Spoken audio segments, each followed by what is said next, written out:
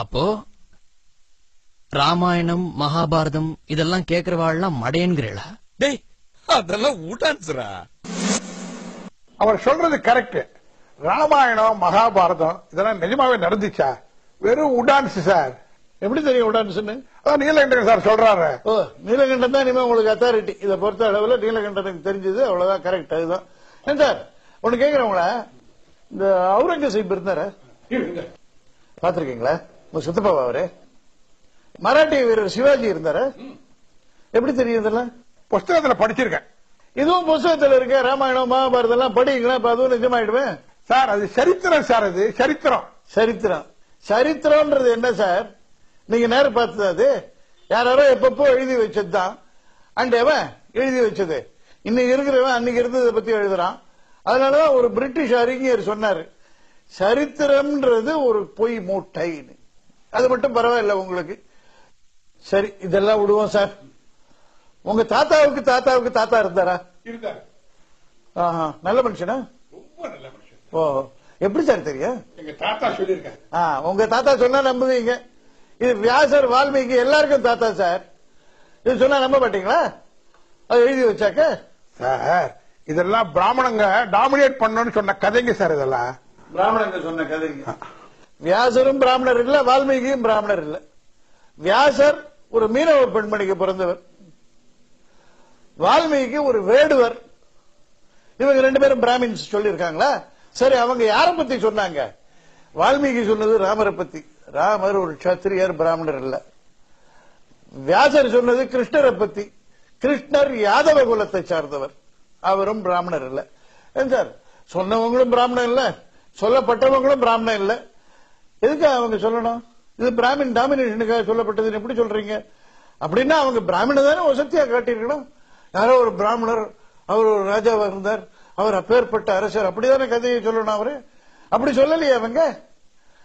In fact ராமாயணத்துல பாத்தீங்கன்னா ஒரு பிராமண ரிஷி ஜாபாலின்றவர் அவர் இழப்படுறார். நாஸ்திகவாதம் பேசி அவர் இழப்படுறார். அவரு அது என்னத்துக்காக சார்? இன்னொன்னு பாருங்க, நீங்க இதுல இந்த கதை எழுதுறவன் எவனா இருந்தாலும் சரி, கற்பனை கதை எழுதினான்னா அதுல வில்லன்றவனை அயோக்கியனா காட்டுவான், ஹீரோன்றவனை ஒரு பிளமிஷ் இல்லாம ஒரு குற்றங்குறை இல்லாம காட்டுவான் இல்லையா? கதைன்னா அப்படிதான் வரும். அப்பதான் அது ஒரு இன்ட்ரெஸ்டிங்கா போகும். கதைன்னா இன்ட்ரெஸ்ட் இருக்கணுமே. பட் ராமாயணத்திலயோ மகாபாரதத்திலயோ அப்படி கிடையாது. ராமர் கிட்ட இருக்கிற குறைகளும் வெளியில வருது, கிருஷ்ணர் கிட்ட இருக்கிற குறைகளும் வெளியில வருது. யாராவது வில்லனை இவ்வளவு வசத்துவாங்களான்னு பாருங்க. ராவணன், அவனை யுத்த காலத்துல ராமர் பார்க்கிறார், அசந்து போறார். இப்படி ஒரு மனுஷனா? என்ன தேஜஸ்! சூரியனே இறங்கி வந்த மாதிரின்னு இருக்கு. இவன் எவ்வளவு புண்ணியசாலியா இருந்தா இப்படிப்பட்ட ஒரு பொலிவான தோற்றம் இவனுக்கு இருக்கும் அப்பா அப்படின்னு அவர் திகைச்சு போறார். ராமர் ராவணனை பார்த்து திகைச்சு போறார். அந்த அளவுக்கு ராவணன் வசத்தப்படுறான். அண்ட் ராவணன் எப்பேற்பட்டவன்? மகா பெரிய சிவபக்தன். அவனை மிஞ்சக்கூடிய சிவபக்தன் கிடையாது. மற்றவங்க எல்லாம் இப்ப நீங்க இருக்கீங்க, உங்க வீட்டுல பூஜை பண்றீங்கன்னு வச்சுக்கோங்க, சாரி மன்னிச்சுக்கோங்க, நீங்க இது பௌத்தரிவாதி, பூஜை எல்லாம் பண்ண மாட்டீங்க, விக்கிரகத்தெல்லாம் வணங்க மாட்டீங்க, சிலைக்கும் சமாதிக்கும் தான் மாலை போட்டு வணங்குவீங்களே ஒழிய விக்கிரகத்தெல்லாம் வணங்க மாட்டீங்க. சாதாரணமா சொல்றேன். ஒரு பக்தன் இருக்கான்னா வீட்டுல பூஜை பண்ணுவான். பட் ராவணன் அப்படி இல்ல. கையிலே சிவலிங்கத்தை எடுத்துன்னு போவான்.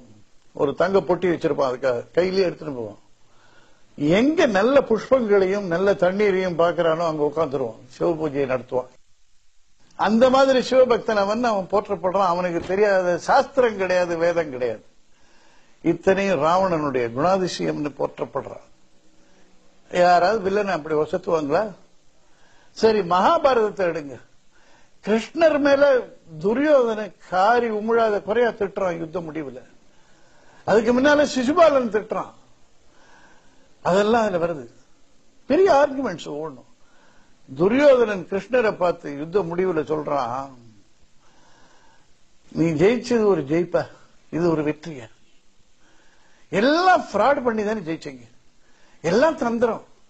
யாரு ஸ்ட்ரைட்டா அடிச்சீங்க நீங்க? துரோணரியா, பீஷ்மரியா, ஜெயதிரதரியா? யாரு ஸ்ட்ரைட்டா அடிச்சீங்க? எல்லாம் ட்ரிக் பண்ணி தானே பண்ணீங்க.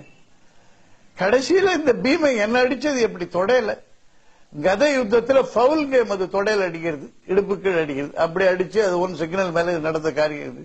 உங்களுக்கு எல்லாம் வெக்கமே இல்லையா அப்படின்னு கேக்குறான். அதோட விட்டுருந்தா கூட பரவாயில்ல. வியாசர் எழுதுறார், அப்பொழுது தேவர்கள் துரியோதனன் மீது பூமாரி பொழிந்தனர், தெய்வ வாத்தியங்கள் முழங்கின, எங்கும் நறுமணம் வீசியது, கிருஷ்ண பரமாத்மா வெட்கி தலை குனிந்து நின்றான். இதுக்கு என்ன சொல்றீங்க நீங்க? ஏன் இப்படி எழுதணும்? கிருஷ்ணர் தான் அதுல அவதாரம், அவரை பத்தி இப்படி வருது. ஏன் இந்த மாதிரி வருதுன்னா ஃபேக்ட சொல்லிட்டு போறாங்க.